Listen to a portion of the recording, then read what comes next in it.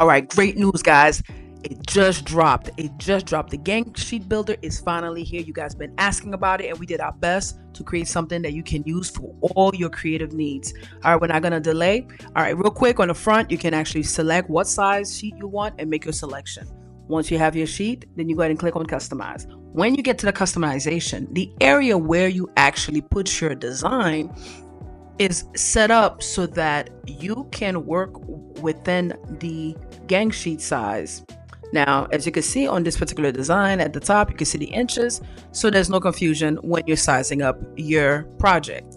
Now, once you put it there, if you want to do copies, you can always get copy. If you want to delete, you can go ahead and select all of them together and do a deletion in case you made a mistake.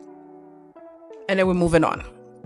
Now, keep in mind that while you're working, you want to always keep a close look at the size of these images, because you want to make sure that it prints in the orientation that you want, and also it also prints the size that you want. You can make, copies, select all of them to see how much space you're using in case you need to go back to change the size of your sheet.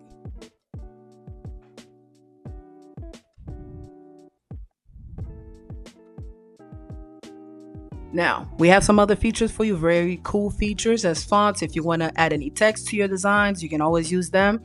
Also, you have the freedom to change colors if you need to change colors, whatever color you want to use. If you want to add number, create the back of shirts as a jersey, such thing.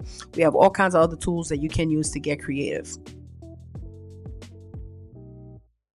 Once you've done that, if you decide that you want to change the size of your sheet, go ahead and change the size of your sheet. But keep in mind, if you change the size of the sheet, double check the design to make sure that the actual design or the correct size that you want to have. You can always select everything to rotate as you wish, so you don't have to rotate each of them singularly. Now, once you add it to the cart, it's going to give you a notification that you need to double check, make sure that everything that you've done is correct and is at the correct resolution.